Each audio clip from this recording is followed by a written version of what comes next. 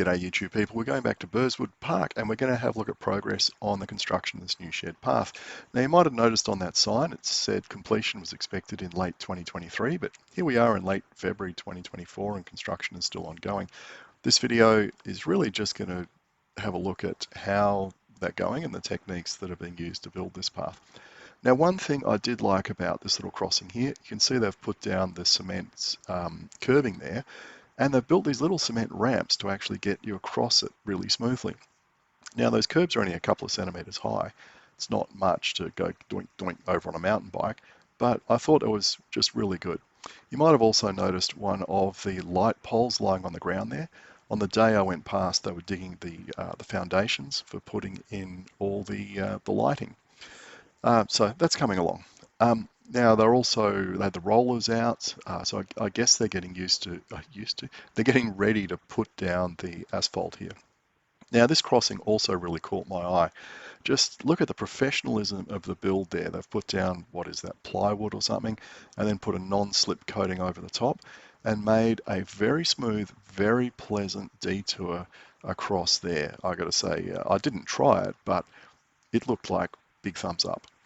Now this is an intersection of numerous paths here, which are obviously still under construction.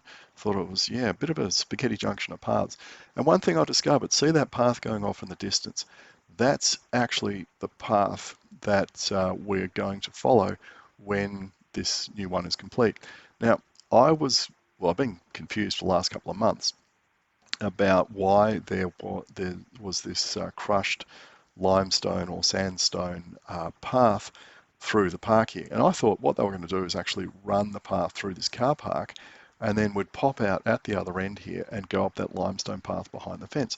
Nope, no, that path is simply there, I think, for trucks and machinery going to and from the work site. So they would have used that to deliver, all the stuff up to the top of this little rise here to build the path. And I'm expecting when the works are complete, they'll take down the fences and they'll dig up that temporary path and return it to grass. So yeah, learn something new every day by going and having a closer look.